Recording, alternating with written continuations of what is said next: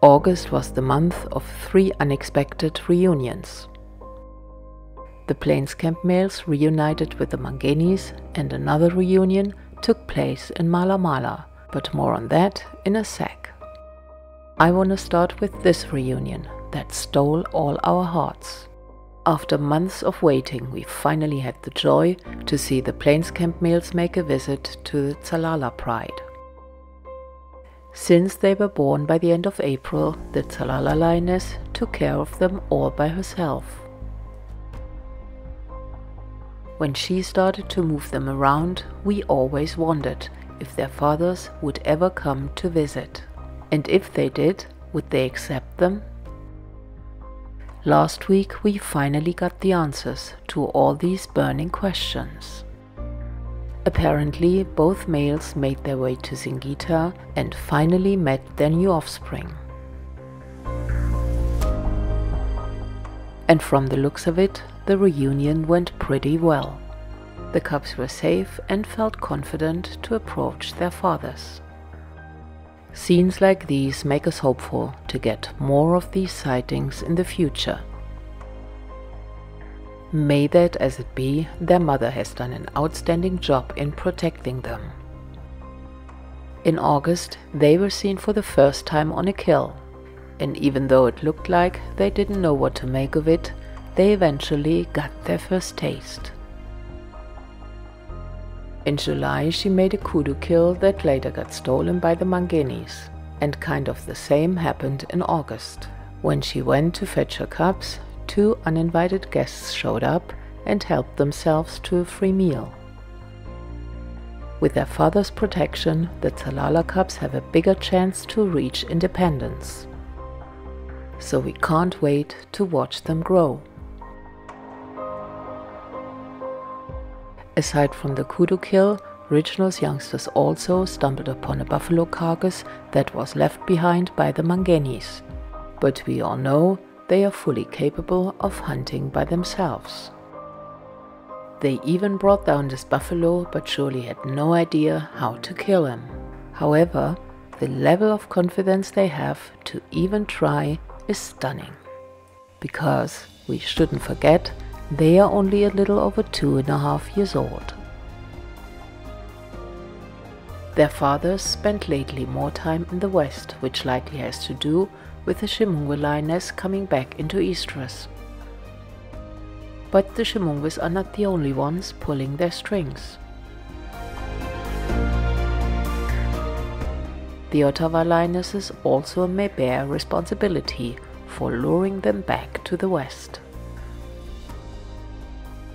One of the sisters has entered her first estrus cycle and became a strong subject of interest. And it's great to see that both parties were accepting one another.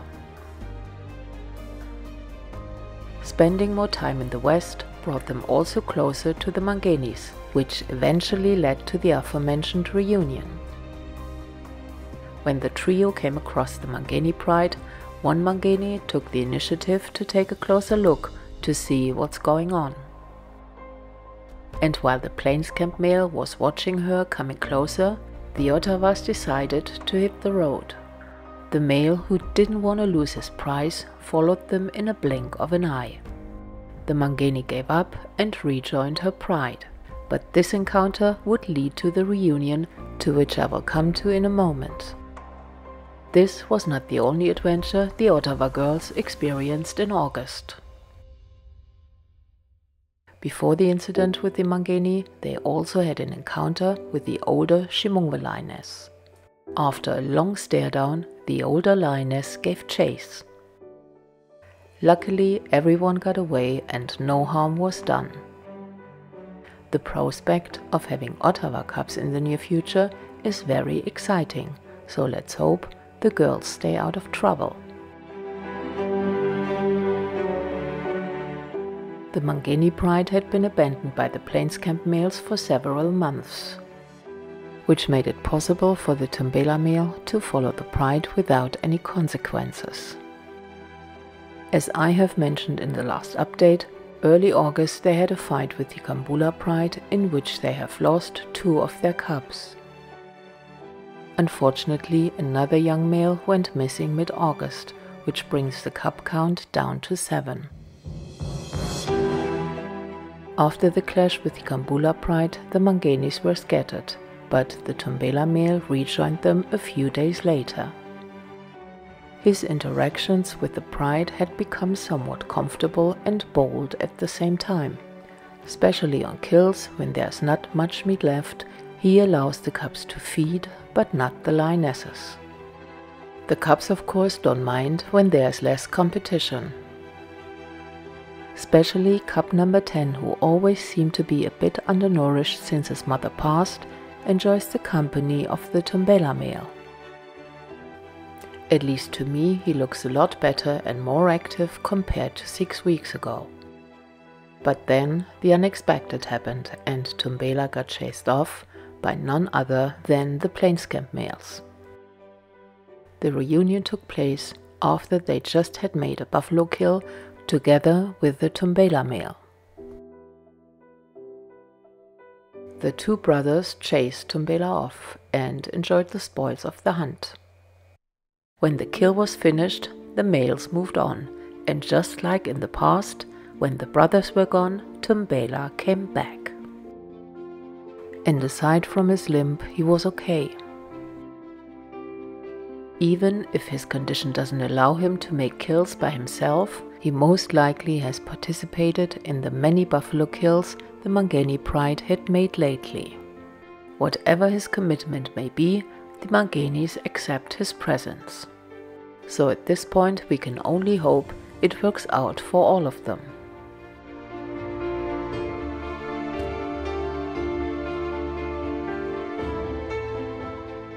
The Ximunghwes are still the Plainscamp favorites, and they get most of their attention.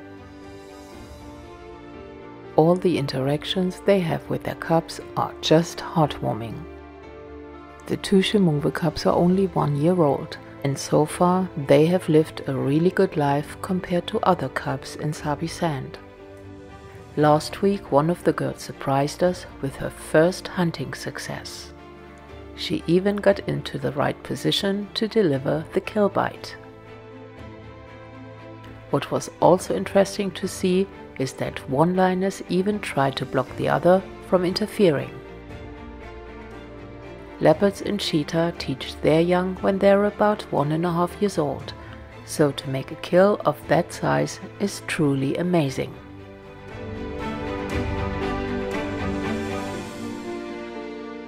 The Nkuhuma pride are their neighbors further to the north, and 3 of their lionesses became the prime target of the Plainscamp males. But whenever the males go back into the western sector, the Nkuhumas don't let the opportunity pass to reunite. The other half of the Nkuhuma pride spent their time with their father Mohawk and the lone Blackdam male. The dynamic between the males is also quite interesting to watch. Mohawk, who is clearly the boss, made sure that the Blackdam male could feed in peace. On the other hand, this changes when the two of them are alone. Then it's Mohawk hogging the scraps. Towards the end of August, the Blackdam male had again a bad limp. But luckily, in recent sightings, he already looked much better. Maybe due to the injury, he couldn't follow Mohawk's lead, who has the habit to wander off from time to time. Leaving his companion behind, the Blackdam male had no other option than to reunite with the Nkuhumas.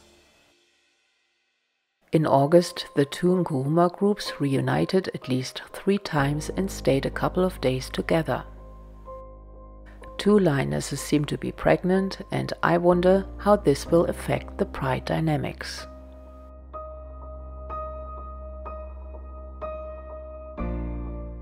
Further to the north, the Kambula males made progress in their desire to mate.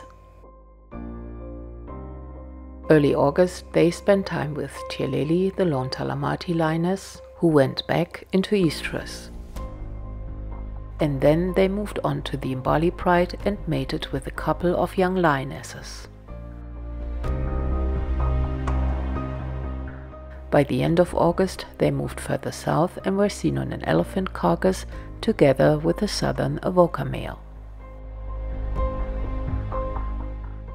And this was not the first time these males shared a meal. The injured brother K5 recovered well, except for the broken tail, which is most likely the result of the injuries he suffered when his brother K4 accidentally attacked him in the skirmish with the red road male. Right now the Kambulas are back in the north to pursue their quest for territory.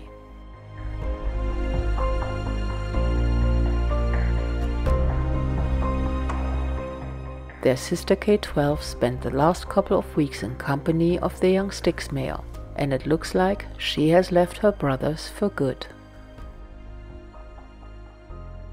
The duo spent most of their time in MalaMala, and on one occasion they were even chased by the Kambula pride. So let's see how their relationship develops further. The bond between the Nkuhuma and Talamati male is growing, and they roam vast distances to follow the buffalo herds. Their hunting skills complement each other perfectly, and even if a hunt doesn't go their way, the next meal is not too far.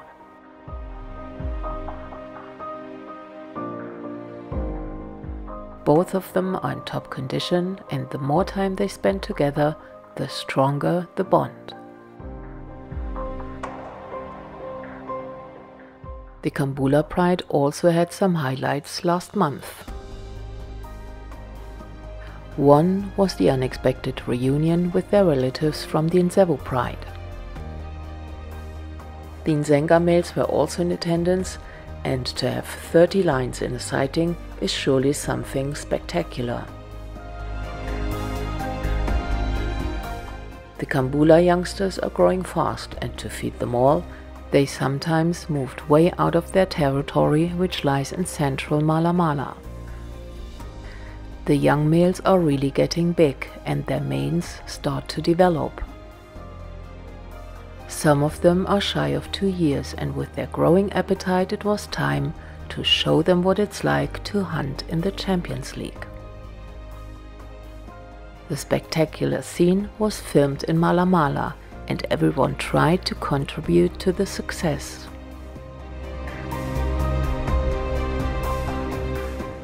They eventually pulled the buffalo down, but a comrade came to his rescue, which then almost cost the hunting party a member. This goes to show how dangerous a hunt can be. K2, the mother of the youngest Ntsevu cubs, had made a painful hunting mistake herself. Her injury looked really bad, and there were concerns that the wound could get infected. But lions possess unbelievable healing powers if they manage to keep the wound clean. 10 days later, it already looked much better. And 3 weeks after the incident, we see proof of the great healing power lions have. Those healing powers are required to kick in for the rest of the pride who suffer from an aggressive outbreak of mange. Mange is a skin disease caused by a parasitic mite. It is highly infectious and can be transmitted by a sick prey animal. The mites burrow into the skin and lay their eggs in a tunnel, which triggers an allergic reaction. The most common symptoms are severe itching and hair loss. It's highly contagious and can spread easily amongst pride members.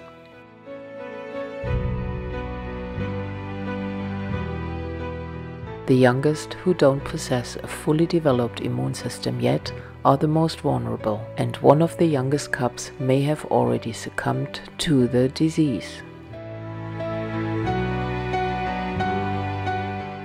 The last time there was such an aggressive outbreak was in 2016, when South Africa got hit with a terrible drought. The Styx pride was affected the most, and all their cubs, aged between 4 and 5 months, didn't make it. We hold out hope that the end of winter and the coming rains are going to help to improve the skin condition. Regular meals are very important to get as much nutrients as they can to boost their immune system.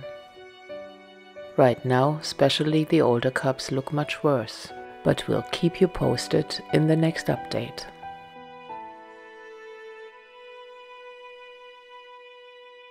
The 4 Msuthlu cubs who were born mid-July have finally come out of the den.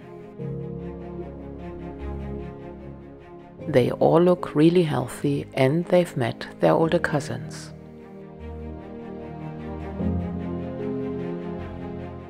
A big surprise awaited us when one of the young Styx lionesses had been spotted with new cubs.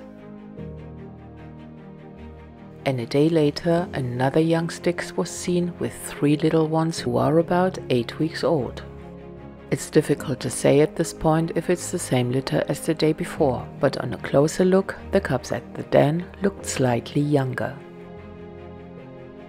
The older Styx lioness, who has revealed her 3 cubs in June, hasn't been seen with them in a couple of weeks. The last sighting of her and the cubs was mid-July, so let's hope she hasn't lost them. The other young Styx lionesses continue to mate with the Ximunghwe males. The youngest is just a little over 3 years old, and her sisters are only a couple of months older. But with some of them having cubs, it might explain the strange movements of the pride in the past. The southern pride experienced a scary moment in August, when 2 of the Nkhulu males invaded their territory. Reacting immediately to the danger, they took their cubs and brought them to safety, and let their fathers deal with the threat. Maybe they just wanted to turn the tables after being invaded several times by the Ximunghwe. But the blonde Ximunghwe took the initiative and chased them back. And after all the excitement, the southern pride was safe and no one got hurt. A week later, the same 2 Nkhulu males, in company of their brother number 5, invaded Ndzegha territory. They came in, vocalizing and scent marking. But the Ndzegha acted swiftly. They answered with a thunderous roar and sent the intruders packing. While this was happening, the other 2 Nkhulus held up the home front. But early September, all 5 of them returned back to MalaMala. We'll see how the Ndzegha are going to deal with them in the future. Nkhulu male number 4 remains missing, and in fact, he hadn't been seen in any of the photos over the last couple of months. Given that his condition was not the best the last time he had been seen, there's a possibility that he might be gone.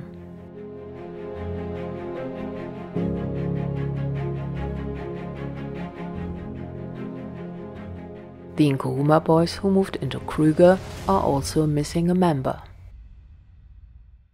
Purple Eye's son got separated from his brothers about 2 months ago.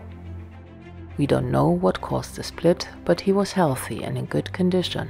So let's just hope he is not one of these lions who disappeared in Kruger.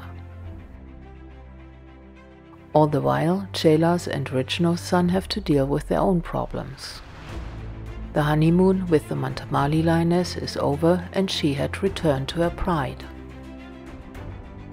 The 2 brothers have to make a choice: stay and fight the 3 Imbali males, who are the dominant males of the Mantamali pride, or to move on and find a territory of their own.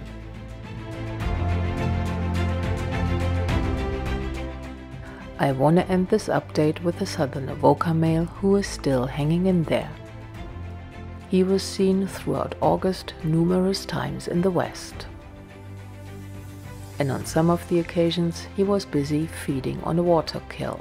that may have become his favorite prey animal. Early September he was seen in company of the Ntsevu lioness K6, who is always the one to keep intruders busy and away from the pride.